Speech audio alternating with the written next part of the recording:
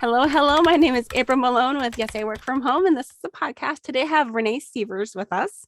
She's a moving target because she's always usually on the move. Renee, do you want to go ahead and tell us about you and your lifestyle? And Sure, sounds great. I work from home, and currently my home is a converted school bus. It's a what we call a shorty or a five windows. It's a little bus, and I travel and work both from this bus. It has been converted to a fully functioning home. I've lived here for almost 2 years now, and maybe two and a half. Prior to that, I lived in a small, tiny house on wheels that I pulled behind my pickup truck. And that was an 87 square foot tiny home model. So teeny, teeny, tiny. Now I'm in 96 square feet and I'm able to fit a little small office into this small home. 87 to 96 is not a very big adjustment, but did it feel like a big one to you? It really did. It really did because of two reasons. One, it's not a small adjustment, but in proportion, it was a chunk. And also because when a space is well designed, then it feels larger. It's much more functional and comfortable to work in when it's designed well. And my previous space really wasn't designed for a few different things, including working. Now, this space is more adaptable and again designed for working and living, and so it works a lot better. Were you working from the road when you had the tiny house? Yes, yeah, I was. There wasn't as much like Zoom meetings and things where you're connecting online. So that's changed a little bit, and that my need for internet, of course, has changed as time has gone on. This has been 6 or 7 years now that I've been living tiny, and everything changes pretty quickly in tech world over that span of time. So Right. Well, I want to hear all about the tiny living, but can you just go ahead and tell us really quick, what are you doing from the road? What is your industry? oh yeah, so I host events. I host tiny home and nomad living expos, and I just do 2 or 3 events. And I say I, but it's really my team and I, because oh my gosh, I couldn't do it without them. So we host a couple of events a year called TinyFest, and they're a celebration of small living where we're helping other people gain exposure to tiny homes of all different types. The ones that sit in your backyard, the ones that are on their own property, on wheels, off wheels, but also nomad living. At each event, we actually have a nomad village where we have folks that come in that are living and working from their homes, and those are often vans, school buses like my own, ambulance conversions, box trucks. I mean, it's really interesting and unique what people can create for their lives and how they've created a career that works with their nomad life is really interesting. So it's a fabulous way to show people visually and be able to connect people with folks that can help them with all their different options in life. There's so much out there. Right. I have interviewed several digital nomads, and they are kind of all over the place as far as industries. A lot of them are employees of bigger corporations. Some of them are entrepreneurs who are doing more, say, like digital marketing type jobs. Yeah. What are you finding as far as that world that you've kind of discovered, the people who are on wheels? I see a lot of people doing the marketing. And I think that goes hand in hand with one, it's a job that you can do remotely, I feel. Also, these are creative types, they're looking at things uniquely, differently. And so not only are they applying that to their work, but they're also applying that to their personal life. And then I find a lot of entrepreneurs as well. It's nice to allows you a lot of flexibility and freedom. So it's one of those. And even in the digital nomad world, there's, you're talking about the people on wheels, and a lot of people I've talked to are the ones who are renting like an Airbnb or Vrbo for a month at a time and traveling all around the world. So you're seeing people that are more stateside. Yes. Yep. We see people that are doing a lot of traveling in their own home, Mhm. since that's our thing at TinyFest, that they're bringing their homes and showing it off to the public and just sharing their experiences. And they're really inspirational and eye-opening. It's great. And then, of course, we have the professionally built tiny homes and van conversions there. So Mhm. it's a good exposure for people. So you are working with vendors of all sorts. Then you're working with the vendors who are, people are making the. Do you have a lot of RVs too? We don't usually highlight RVs. Mm-hmm. So we highlight the unique builds, the custom built options, Mm-hmm. but the same concept, traveling in an RV or traveling in a van or a school bus are really the same concept. And so Mm-hmm. a lot of it does apply. And so for myself, I'm doing a lot on my computer, reaching out to potential exhibitors at the event, Mm-hmm. my staff, the marketing, as an entrepreneur, it's everything, right? Right. All those wearing 18 hats kind of thing. So most things I can do from my computer at home, wherever home may be at the moment. Mm-hmm. And then I do make several trips to the venue area so that I'm able to connect with people in person. And of course, I got to be there for the event. So I Mm-hmm. show up a little early for that and get to know the community a little bit. And so that keeps me moving around. So you're coming to my neck of the woods, actually. I'm in the Phoenix area as well. And your event that's coming up is in Scottsdale, Phoenix area, right? Yeah, exactly. So we call it Phoenix event, but it is technically in Scottsdale at Westworld. Mm-hmm. So very large, well-known venue there, and people are coming from all over. I mean, with the builders are coming themselves, coming from 10 or 12 different states. Oh, The wow. nomads in the village are, I think we're up to about 17 or 18 states that they're traveling, Wow. that they're from, that they're coming to this event. And then the attendees will be the same way. They'll come from all over the country, but mostly right there in the Phoenix metro area and all of Arizona, really, because these events just don't happen every day in every location, So Mm-hmm. it's when you get one anywhere near you, you travel to it. So it's like everyone converges onto one place, kind of, you call it Yes. the TinyFest. So it really is more of a festival environment for the people who are living the lifestyle and coming together and hanging out with Yes. people of their own type.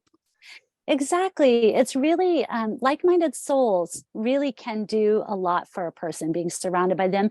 I mean, I imagine that's why people tune into your podcast because they want to hear and meet other people that are doing life the way they are. Yeah. And that's really nice for folks to be able to connect. And we try to have it very, open, interesting, invite conversation atmosphere. So we do call it a festival rather than sometimes we'll call it an expo, but I don't Mhm. want people to think it's like a, boring, um, I don't want to, I don't want to slam anybody, like a boat show, where they're just all lined up and it's just Yeah. very stagnant. It's, Uh-huh. it's more of community and tribe coming together and putting that with the inspiration and Mhm. information, and so that it's a very welcoming environment. I'm And we have curious, fun. We do have you fun. have do you have like actually people like giving demonstrations or teaching about like Mhm. lifestyle hacks or something like that? Absolutely. We have two stages. It's a big thing for us to help, provide information to people. So we have two stages that are going all during the event. And Mhm. so there are folks speaking about things like legalizing tiny homes. Mhm. There's also someone doing a presentation on how to make money on the road, so how to support your mobile lifestyle. And so we have quite a variety of topics being covered, and some are inspirational, some are information, some are mixed together. So we really try and help Mhm. people. Someone's doing a presentation how to get your way out of the time money conundrum, so it's really, helping people in all aspects um, of their alternative living Mhm. life and the goals. When we were talking a few minutes before we started recording, we found out that we grew up in similar areas. I'm from southeastern Minnesota and you're from northern Iowa. I'm curious, do you find many people living in the tiny home lifestyle in those colder regions?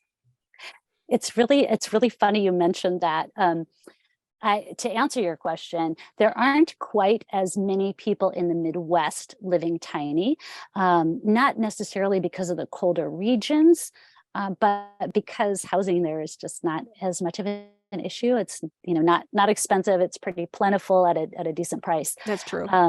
Also, Midwest has a tendency to be very traditional, so they're sticking with their roots there, which is fabulous. But for an alternative person like myself, I felt like a fish out of water sometimes. It's a little more common now. The tiny homes can be very well insulated for people, as you want to have it built for your situation. That's one of the great things about a tiny house. If you're living somewhere cold, you can definitely have it designed and built to those standards, but it is easier to have it designed and built, especially something like a bus or a van conversion. Yeah. Those are much better for the warmer climates. But you're in the Portland area right now? I'm in Oregon right now. Okay. Yeah, I'm in Oregon.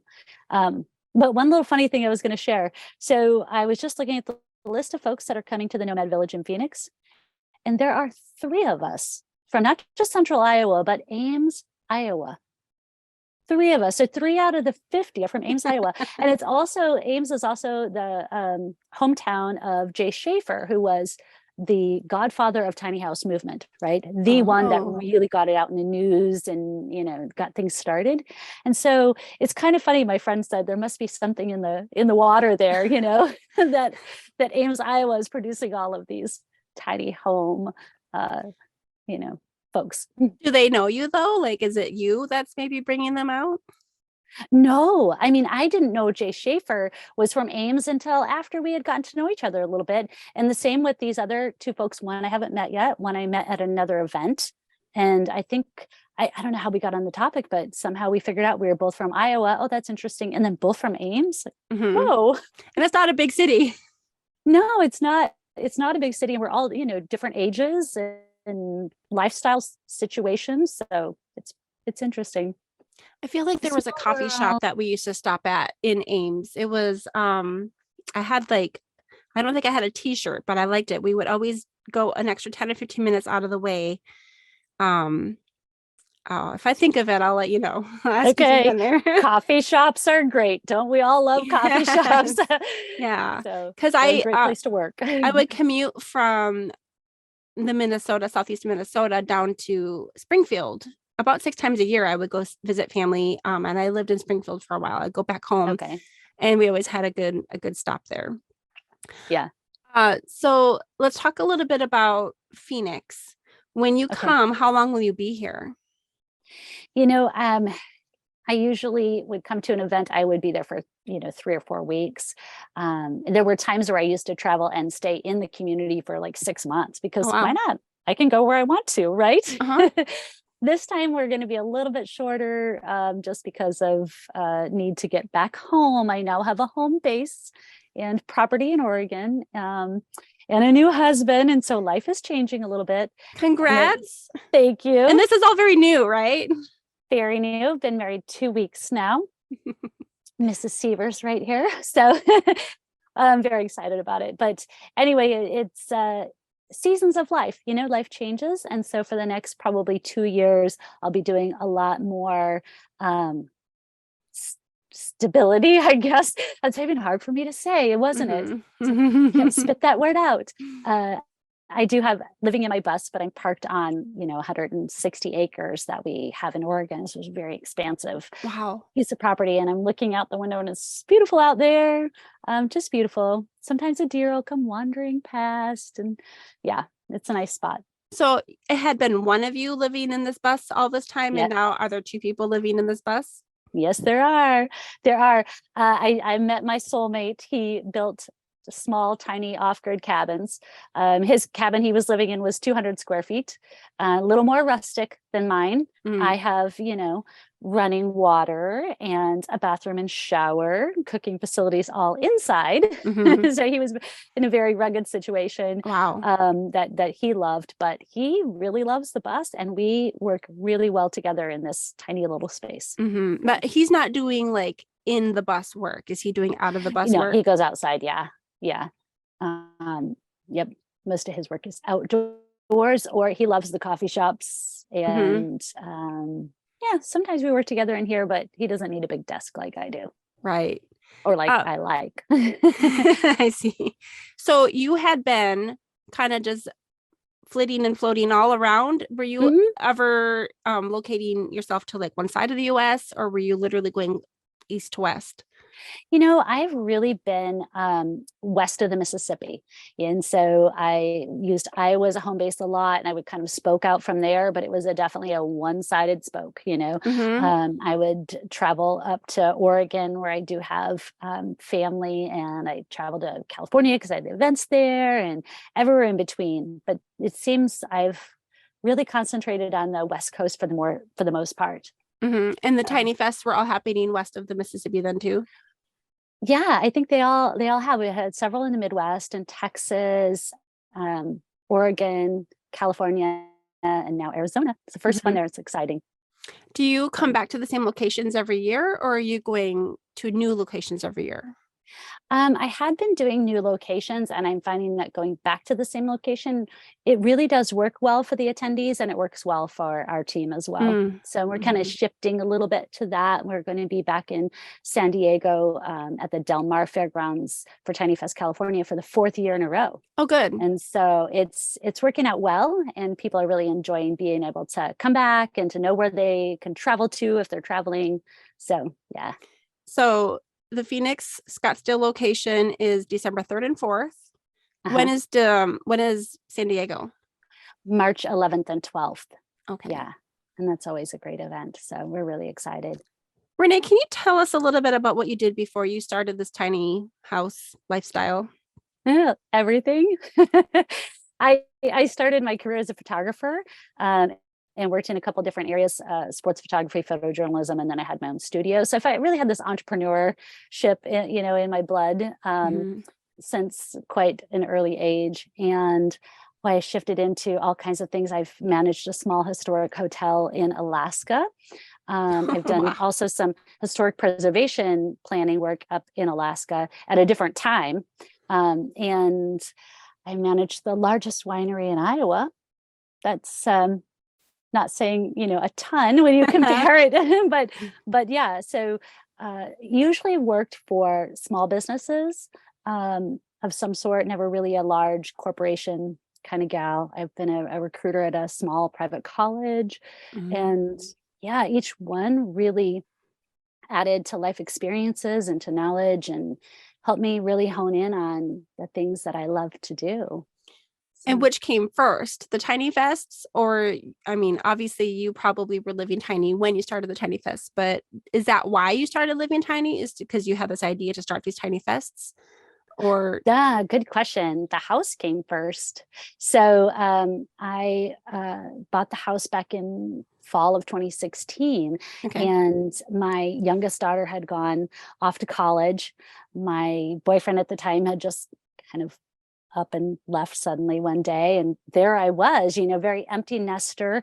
I had, as you might notice, had always kind of traveled. I had bounced back and forth from Alaska a few times, and I had lived in Florida and just, different things. So I'm used to downsizing in order to make a big move like that, and then Mm-hmm. repopulating the house. And man, it's amazing when whatever space you have, you fill it. Yeah. And at one point I had a 3,300 square foot house. And like I said, everybody left, right? So there I am in this house. Like, why am I in this giant house? That's so And big compared to what you have now. oh yeah, yeah, terribly, terribly. It And was. you filled it, right? Oh, sure. Yeah. You got to get furniture for every room. Right. So, and it's so easy to just buy stuff. So that's one thing about living tiny. You really pay attention to, just what you need, buying just the right thing and not a whole bunch of stuff. Cause Mm-hmm. you go, where would I put that? Yeah, it's really cute. Yeah. It's not very expensive. You can get rid of, you've got all these little things that are like, oh, but it's only $5, or, oh, but it's so adorable, whatever. It's not going to Mm-hmm. fit either way. So I spend a lot less money and a lot less time in the store. Right. So, yeah, which is great. Yeah, Wandering through Target for 5 hours isn't going to be helpful. no. And it was amazing to me. I figured out that I was doing stuff like that. I didn't recognize that I was stopping and meandering through stores and shopping like that, just to see what they had, until I went tiny, kept going into the store and leaving empty handed. And finally one day I was like, why do I stop why do I even go in here? Why did I Mhm. stop? And it was just kind of habit. So Yeah. yeah. So I have a sister and she has lived kind of tiny. They talked Okay. about building tiny houses as a industry, or as Ah, as a thing, and they haven't really done that. But it's still on their mind. So they ended up living temporarily for a few years. Like they had a baby there, in it was like a garage. They were living in a house that her husband had refurbished, but there was still an existing like mold problem, and she mm, was highly, highly sensitive. And so they moved out into it was like a converted garage apartment uh-huh. that I can't remember if it was like 600 or 700 square feet, but the people that they were using it, renting it from, still had some stuff there, like including a big pool table in the middle of like the living space. So they lived like that for a few years, and then most recently they moved to Montana and had rented a house for a little while. The landlord sold it out from underneath them, and the new landlords didn't want to continue renting, and so they had like 6 weeks notice that they Yeah. were going to be gone. um and so they have converted a shed. They put windows in and a door, and two lofts. And so I Yeah. think it's on the large side of tiny Mhm. living, but they have 5 people in there. You So, know, it, that's great, right? And I always think of tiny living is great, but it's really right sized living. mhm, What fits for you, for your situation, for your family size, for your time in life and your goals. What's the right size? And I think that right size is actually often a lot less than the options that are out there. right. And I feel like right sized helps you take control of your life. Now, for a lot of people, it's controlling their finances. For your sister, they're able to control that you don't feel like you're a puppet where somebody's pulling the strings and you have to move, and Mhm, she has control over her housing, and when she decides to change that, it's on right. her terms. And for her, the one of the most important features of having control over everything that you put in is that she can control what allergens, enter her house. Hmm. So like, Yes. um with the RV, a lot of that pre-manufactured stuff, I don't know how do you say it. Is it like Formaldehyde. Oh formaldehyde? yeah, the glues Like they that's a use, the problem. chemicals they use, they're a big problem. And And so she's yeah. concerned, about cancer and the other things. And so having the Hmm. control over what kind of paint they use to paint the floor, or what kind of, you know, Absolutely. even, the mattresses that they put into the house, are they going to be, Yes. natural enough for her body to handle? Right. Yeah, absolutely. We do see that a lot too in the tiny houses. It's an important thing. People are generally very interested in sustainability and natural living, getting rid of all the chemicals around them. And you're able to do that, I think, in a tiny house much more easily. It would be very difficult to find a full size house, maybe a large house that Hmm. was built to those standards. Hmm. Um, You can put some yeah. really beautiful materials in too, because you don't have Oh to buy a yeah. lot. Right. Yeah, yeah, yeah. You can get some really natural things, bamboo, alternative things that really are gorgeous and very healthy and sustainable, because you're right, you're just buying a small quantity. Mm. When you have a bus, do you have a second vehicle that you pull, or do you just drive your bus to the store? I just drive my bus. It is a short one though, I will say. It's Uh-huh. like I said, it's the shorty, or what you might way back in the olden days they called it the special bus. So so if you picture that. And so I actually have no problem just driving it around, and I would drive it to town.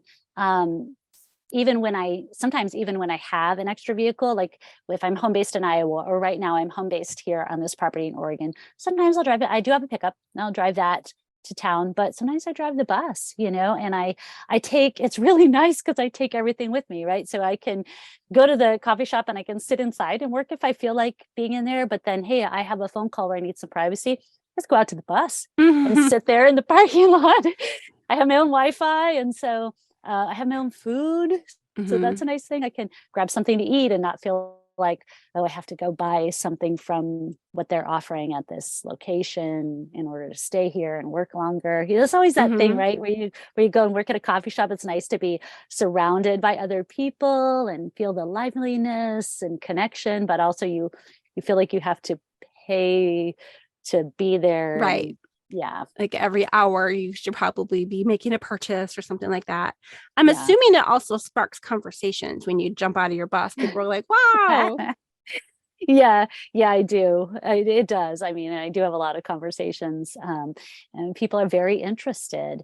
And even if it's not for them, a lot of people are interested to, to have the conversation. I find most people are very supportive. Online, you're going to get people in their anonymity, I guess is the right word, that are going to kind of slam things or make comments, how that goes. But that's online these days. When you talk to people in person, I feel they're very supportive and happy. And if not, they just walk away, which is fine, because there's a different lifestyle for each of us out there. And I'm okay with that. So in 96 square feet, yes. What amenities do you have and which amenities do you not have? Okay, so I have a very small desk that I built in and designed to be able to use. However, I will say I don't use it very much. I don't sit there very often because it's like kind of closed in. I learned that these walls here and this wall. So, but it stores all my office stuff. I have a closet and a refrigerator.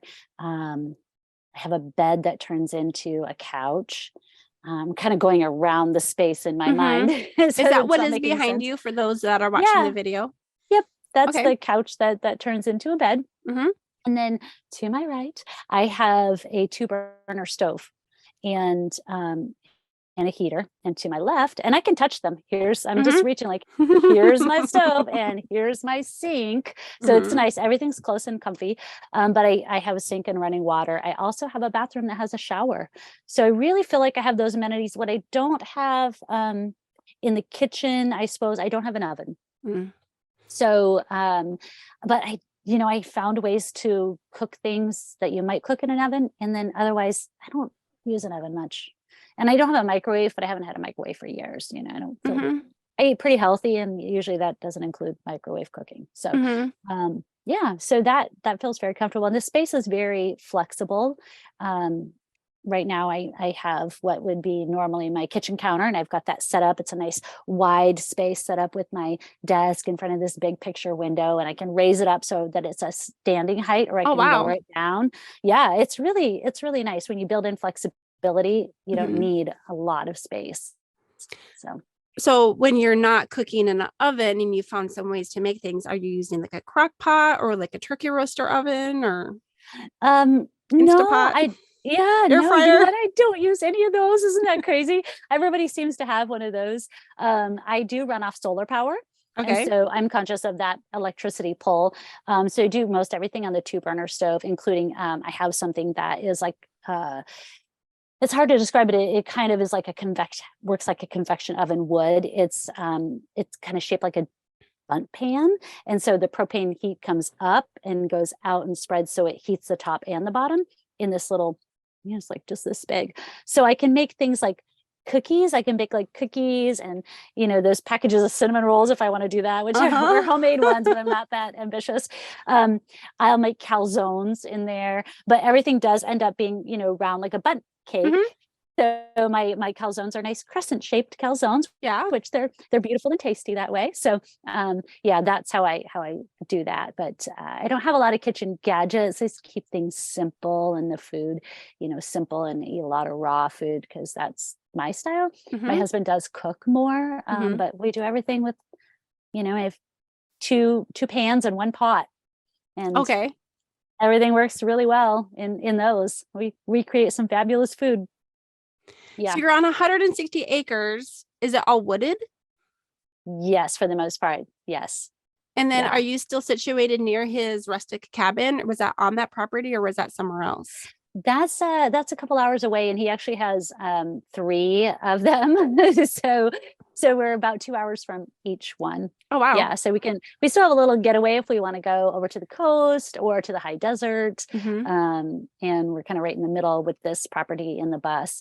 But it's interesting before we bought the property, we had the bus parked in front of one of his cabins, and we just stayed in the bus the whole time. It's so comfortable, even though his space was larger. Mhm.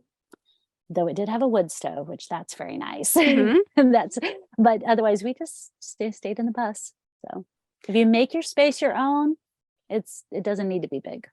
My sister that lives up in Montana, they bought like an Amish wood stove, and they have electricity, but they, in the event that they would someday need to pull it somewhere else, Yeah. like they're using someone's property right now, if they wanted to, go off grid, they could. Like they could use it for heating water and everything. Yeah. More power to them, but Yeah. that's going off grid is a completely different lifestyle, isn't it? It is. And you either adapt to it really well or you say, this is not for me, right? It's nice to try things out. I'm totally off grid. I have a water tank that I fill up. I have propane for heat and for cooking, and I have solar for electricity. Oh, wow. So I don't actually have a way to plug in, Oh, really? which was kind of, I recommend having that option. Can't hurt. But yeah, everything is flexible and portable, and it works for me. But I know that some people would not work for them. It's just nice to test things out as much as you can and see what's the best option for you. So. What made it so that you can't plug in? Is that something because the bus is older, or is it just like something that when you were furnishing it, was it pre-furnished for you, or did you convert it? It started as a shell and was built, for me. I helped a little bit, but mostly, the build was done by someone else. And I don't have that skill set. And a lot of people learn it and they build something themselves. But what I say is, I know my skills and I know myself, and that's not going to be my thing. I don't want my home to look like an 8th grade shop project. And I know that if I built it, it probably would. So anyway, yeah, it was just the way that it was designed and built. And when the electrical was done, how that was configured.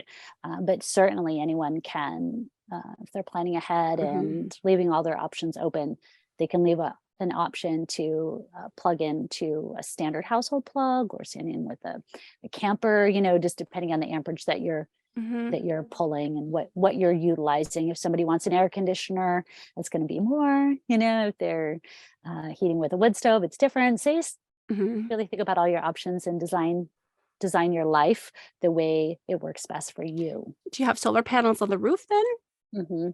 Yeah. Yep. Why don't you go ahead and talk a little bit about how this is going to look for you going forward? Because I know that you've been moving around a whole bunch and you're talking about being able to adjust to different situations. How are you adjusting to being in a home base? Yeah. And what that's going to look like? Right.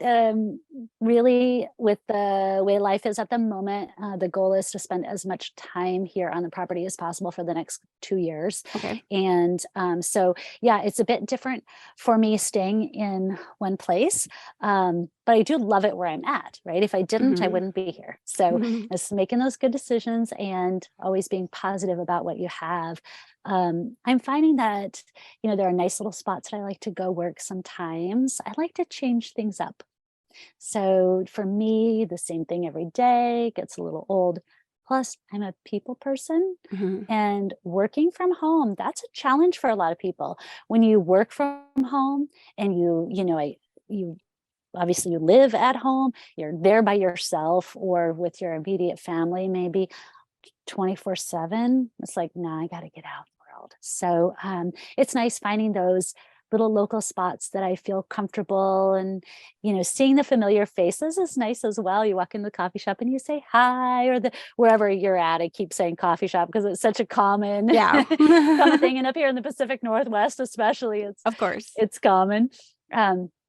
But yeah, kind of recognizing faces is nice when you travel constantly and you realize none of these people know me at all. And it's not like the clerk at the grocery store actually knows you well. Yeah. But to recognize them, to say hello. And sometimes they do recognize that you've been in before. There's a nice feeling to that. Mhm. So so that's been a nice change. I'm getting a little bit more shifting the internet service a bit. I'm getting fiber optic, What? which, right? Out in this rural spot. So I feel very, plush about that. It's like, woo, fancy fiber optic. I don't get that. Right. I've been dealing with, the issues of traveling Wi-Fi, which are improving constantly. Mhm. And the price is definitely coming down. I know some folks that have gone from their system, which was costing them hundreds of dollars a month, to say the Starlink or some other similar services, which I'm Mhm. going to be testing one out. It just arrived today. I'm going to be testing out a new one. And so I'm excited to see those options are, like I said, becoming more plentiful and less costly. So that makes traveling easier. And I need a good option until my fiber optic is here. And I think it's January that it's going to be fully set up. I don't even have that in a metro area. Right. I mean, it exists in my area, but not where I live. Yeah. Well, we had the line extended a little bit to get here, but it was a reasonable cost, I think. And Right. so Worth it. why not? So, yep. And yeah, just being in the same spot every day, yeah, there's pluses and minuses. And so I just choosing to look at those pluses and get Yeah. out as much as I can, get that itch. What are some of the things that you had when you were moving around that you don't have when you're in one place, and vice versa? Yeah, moving around, I think you really get to there's that experience of new, right? A new place, the excitement of discovery, and finding where you're going to park and where you're going to shop and where you're going to hike, and new restaurants. So there's that kind of aspect. It's kind of like a new love, when you meet someone, and so that's always fun and exciting to discover new things. And I like meeting new people as well. So there's a lot of good things there. That, the downside to that is you're always trying to figure out where to work and where to park and where to shop and where to eat, like it's a trial. Everything's There's a a lot of trial. time invested into that, just regular daily life stuff. Right. So, going back to that coffee shop scenario, you think, okay, I'm going to go find a coffee shop with some good internet. I love the local places and get the vibe. But you go to one, oh, we don't have internet, or their Mhm. internet is poor, or they don't have a great place to sit and work, or it's very loud, or, you really have to like work through all those. Go check it out in person to really get the Mhm. vibe of the place. So here where I'm parked now, I have a couple of good spots that I like and totally enjoy and feel very comfortable going to. And I don't, it's not a guessing game, and it's not like, I wonder if I don't have to worry about where I'm going to park each night, Mhm. have to do all that scouting around and that kind of thing. So, yeah, they say familiarity breeds content. And I'm just trying to keep that balance of, hey, yes, I am content in my travels anyway, but that balance of feeling comfortable and content, but also exploring options, keeping my eyes open for new opportunities and ways to connect with new people. So I suppose when you were doing the 6 week or even 6 month stints, when you were mhm, going to, from here to there, for your different TinyFests, you had kind of the opportunity to have the best of both worlds. You yeah. have a new place, but then you'd have to like learn the ropes, right?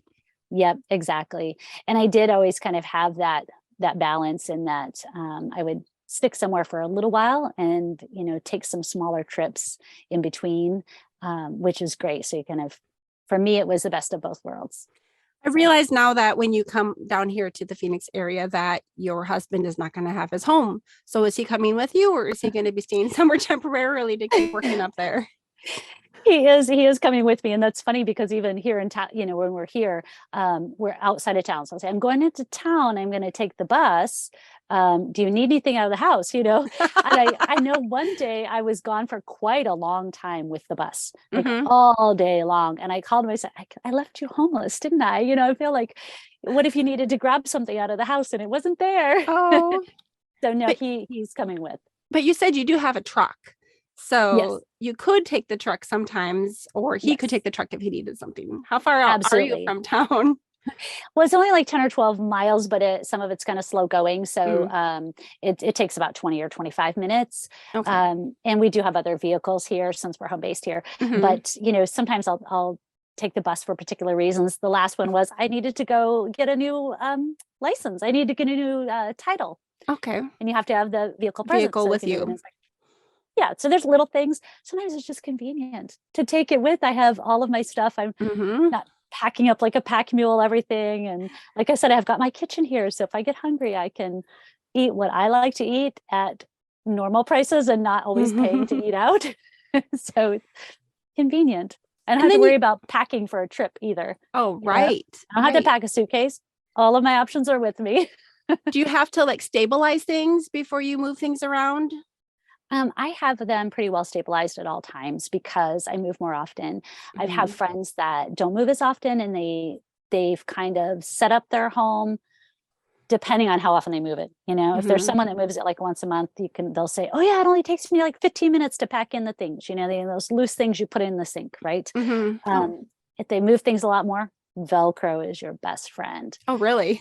If they don't move more often, yeah, you'd be surprised at the potted plants on the counter. Everything's stuck in with Oh, Velcro. Velcro. That's Yeah, awesome. jars and yeah.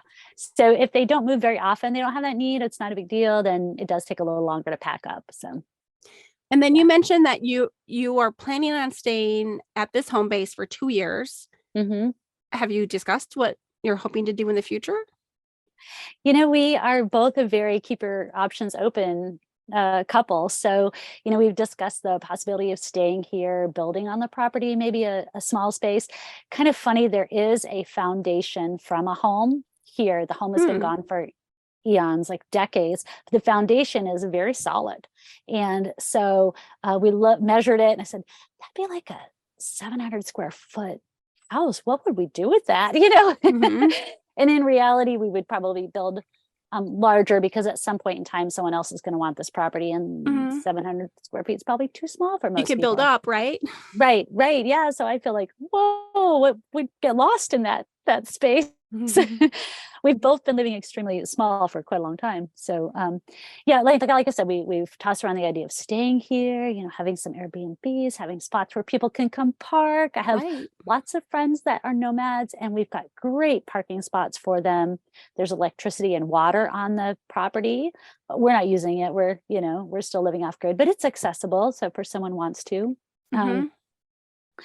and we could go travel and even if there's a house here we could rent it out or we Yeah. could end up selling it. It's options are wide open and we talk about all of them. That's what my sister and her husband have talked about doing is kind of building. And I know that locals don't always like to hear of, Yeah, outsiders coming in and building like, rentals, yeah, but, that sort of thing where you could build like a pod of, 8 or 10 little tiny homes that you could rent out like yeah, Airbnb style. right. And the hard thing with that is the current zoning and construction laws. That's one of the hard things about tiny houses, is that there's a lot of hoops to jump through to make them legal, or some places Hmm. they're not an option to be legal at this Hmm. time unless some zoning regulations change. It's a puzzle, and that's one of the things with TinyFest we really like to help people figure out, Right. because nobody wants to create this dream and then have it taken away from them, Hmm. right? We don't want to see people do that. I'm So assuming some states or just even cities are probably more easy to work with. yeah, absolutely. Montana And it is a sounds like local. people don't really care a whole lot. Yeah. Well, rural Iowa, I was pretty good too. Really? The building code and zoning regulations were pretty lax in the more rural places, but there are, there are always municipalities that are easier to work with than others, and it is a local municipality thing. There are some statewide regulations on housing, of course, but each city, if you're not within city limits, it's your county, Hmm. has regulations, and so you have to deal with that particular municipality Hmm. to figure out what you can and can't do. Um, and then, Is it easier when it's a vehicle? no, it's harder. Really? Why? Um, Well, so building codes are in place for health and safety reasons. So the basics behind that is, the city or county or state or whoever is in charge of that district, does not want people living in an unsafe environment. And so they have all these codes and regulations. And those codes are not matching up with the design and build of a vehicle. They're traditional stick built. So it's tough. A lot of times a vehicle is considered, if it's considered an RV, it's a temporary living solution in the eyes of the I say the government, the local rule makers, so to speak. So that temporary living solution, they don't want you living permanently in that home. It's tough because I feel it's very safe here. I have large fire exits. I don't have far to go to get out the door. A few steps, Right. and I'm out and away. But yeah, they're designed in place theoretically for health and safety. And it's a good thing that they're there. You wouldn't want to you wouldn't want to buy a house and come to find out later that it really was kind of a fire trap, or rent a house. Like, the rental regulations are there for a reason too. They're upholding the standards of, you shouldn't have to deal with faulty wiring. You shouldn't have to try and heat your house with the heat of the oven, or when people's heat goes out, they like turn on the oven and open the door. They put up those little temporary space heaters, trying to heat that space because their heater doesn't work. And that happens a lot in lower income units, where you're trying to be on a budget and the landlord doesn't care, kind of thing, right? So those are very hazardous situations. The space heaters catch fire way more often than a standard heating or certain other types of localized heating. So it's it's a catch-22 that we're in, but I do wish there were more options, and we work on that in our industry all the time, working on more options for alternative living, because there's a housing crisis, right, all over the country, and especially in larger cities. Right. And so why not incorporate as many safe solutions as possible to address different people's needs at different stages of their lives, at different income levels. And we do have a lot of folks that are coming into tiny lifestyle. The money isn't the big concern for them. Some of them it is, but some just want to live small. They want to live healthy. They want to live sustainable. They want that freedom in their life. And so let's give them the options that we can, So when you were pulling your tiny home with the truck, yes, I'm assuming that the regulations for that were different than your current situation with the bus. Yeah. Which one was harder as far as like the legal side? Neither one, because I mean, there really wasn't a difference. Because like I said, in rural Iowa, I was fine, living in my tiny house there. And the places that I pulled it to, people didn't really care, right? So they may have not been 100% legal to be living in that situation. However, the municipalities, they're a reactive situation. So they're not out there like the building code inspectors. They're not out wandering around the neighborhoods looking for somebody that might be doing something that's against the rules. But if someone brings it to their attention, they do have a legal obligation to follow up. Okay. And so, you might have, if you try to be very nice to your neighbors, because if one of them gets a little mad, they could turn you in and you'd have to go. The other thing that happens sometimes is people, they really want to do the same thing you're doing. So they go to the city and they say, oh, you can't have that situation. That's considered an RV, or you can't have this ADU, accessory dwelling unit. ADU is a common term. It's a backyard cottage. You can't have that in your neighborhood. And they say, well, my friend down the street does, and he's had it for a year and a half. How come I can't, right? They're not meaning to rat you out, but they just did. Now the city knows, or now the county knows, and they are legally responsible to follow up. So, I've never had a situation like that. Now I just said that, and I have had one. Yeah, I have had really? one where the news did a story about this community that was living kind of off the grid and out of eyesight. And the news did a story. And then, of course, the city had to send a letter and people had to move out. And yeah, so I did have that situation once. It was not fun. Oh no. What made But you decide to go to a bus? um, it's easier to move around, I think, maneuver. I wanted a larger space, and I love being able to just pop from the driver's seat to the back of the bus, right? Okay. So couple of things. Driving along, you need to use the restroom, just Uh-huh. pull over, pop back, no problem. You Get don't out, yeah. get out in traffic. Same thing if you want a snack or you want something to drink, you just pull over anywhere. You don't have to like exit the vehicle and then enter. Go around, Uh-huh. yeah, and pull out the stairs because the tiny house was higher, and that kind of Oh. thing. So another big thing was it feels very safe. I am not pulling into a situation, getting out of the vehicle again, announcing here's obviously a single woman as I was traveling, Oh. because I would walk out myself. No one was there with me. Here's a single woman in this situation. I'll pull in somewhere. I don't mind most places. They don't bother me. Truck stops, I feel very safe. Rest areas, and also out in the middle of nowhere. I've just felt safe. I can pull up, pop the shades to my windows, and step in the back if I don't want to go outside. Usually I arrive somewhere in the evening before it gets dark, so I can very well see my surroundings. And I'll, oftentimes just cozy up in the house in the evening. In the morning, when it's nice bright daylight, and I'm going to be leaving after a while anyway, I'll get out and walk and hike and check out the surroundings. And, then, like I said, then I'm going to be leaving soon anyway. So it feels very safe for a single female traveler. And there are a lot of us out there. Really? A lot of single female travelers. It's amazing. They love it. And it works for a lot of people. And now you're not anymore. So does that change the dynamic?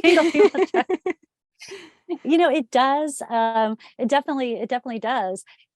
He likes to drive, and I'm fine with that because then I can work. I can sit in the passenger seat with my computer on my lap and get some work done. Nice. You can do it's easy to do a lot of the social media, responding to things. Certain things are just really easy to do on a phone or just sitting there on the laptop, getting work done. So that kind of helps a little bit. And it's nice to be treated. I'll drive sometimes, but a lot of times he does. And so it's like, this is great. I get more done while traveling so that when I get somewhere, I can get out and do stuff. Otherwise, I'm driving all day and then it's like, oh my gosh, I've missed a half a day or a full day of work because of this amount of traveling that I did. So then I'd end up working and wait a minute, I want to get outside and explore. So this helps with that. Do you ever fly? I do sometimes.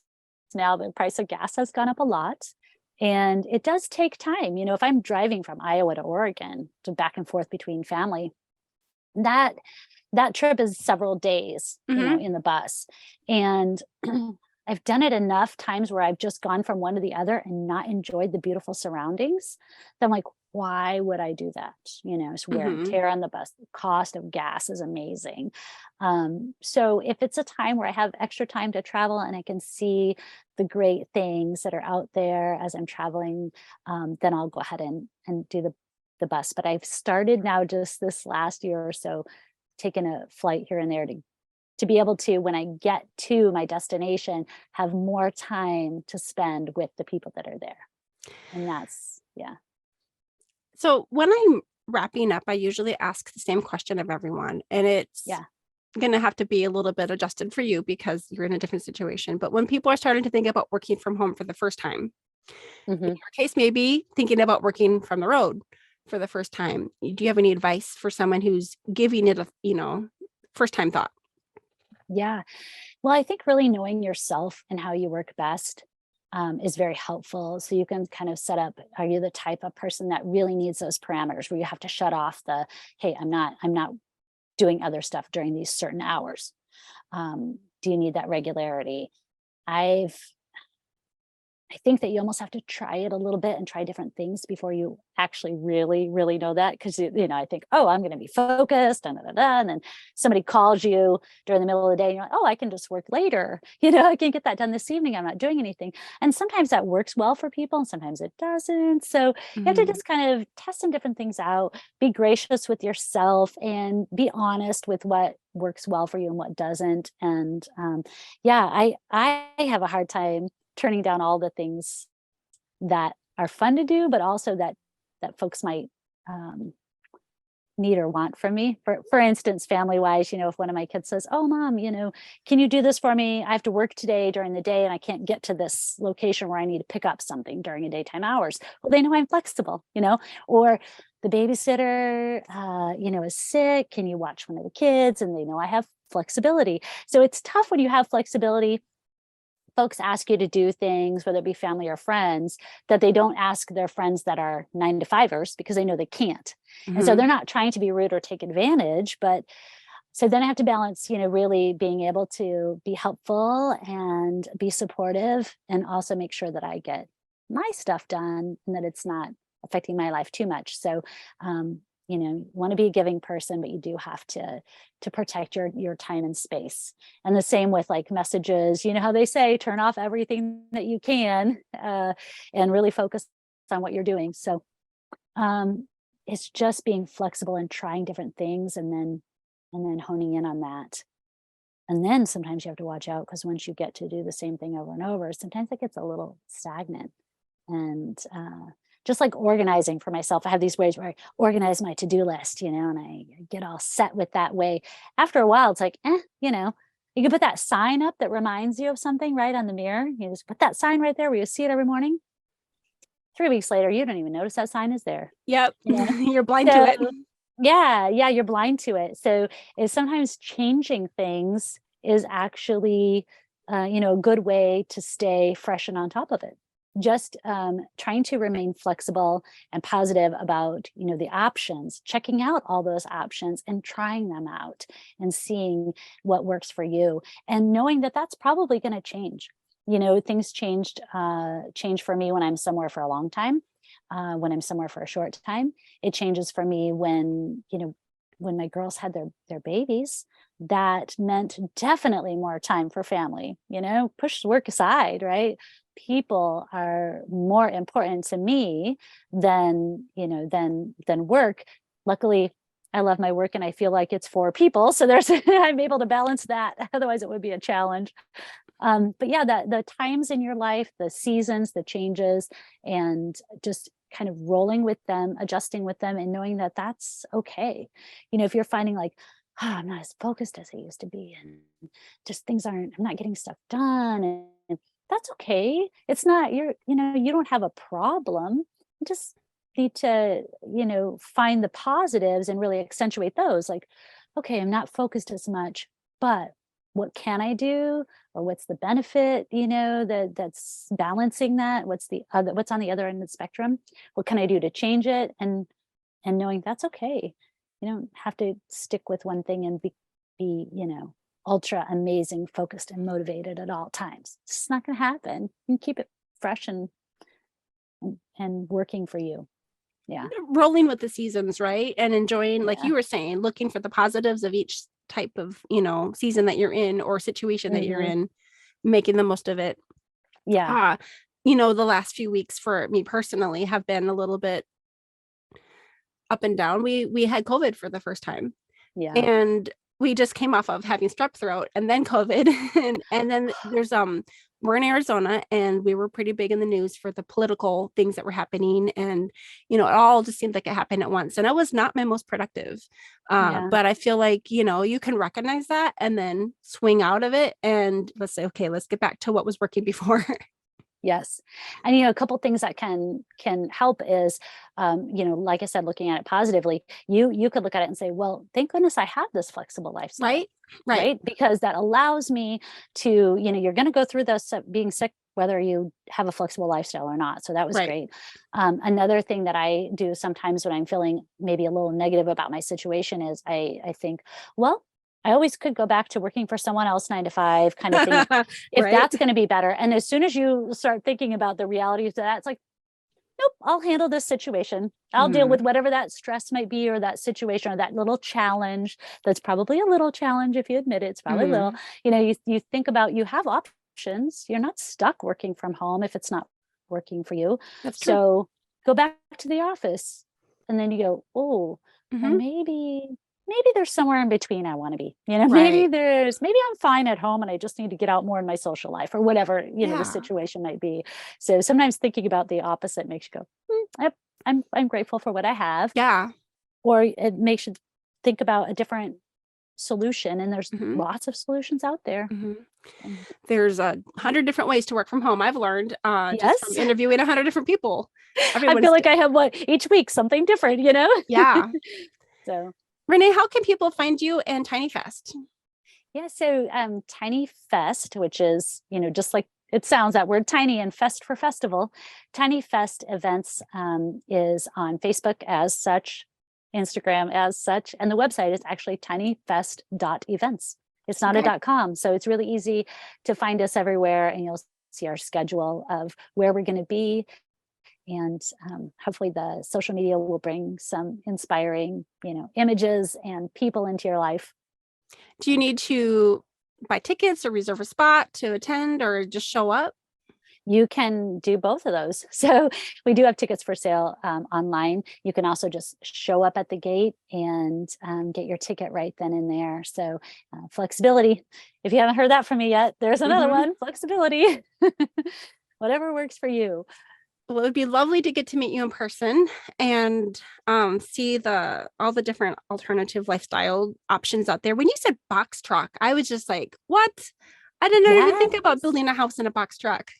Yeah, really nice space. You have a nice space. Sometimes the tiny houses are very narrow because they're designed to go down the road. And it's amazing how adding just a little bit of width can change the design and the feel. So box truck is good at that. So Wow. is a bus. Yeah. Any final thoughts before we head out, Renee?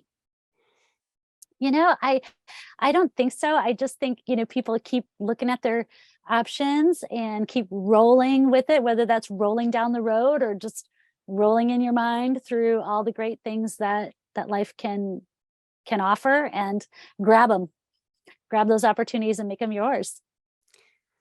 Well, thank you so much, Renee. And thank you to your Lydia, who helped Yes. connect us, because just a plug to my listeners, if you want to be a guest on the show, you can reach out to me and we'll get you on as soon as possible.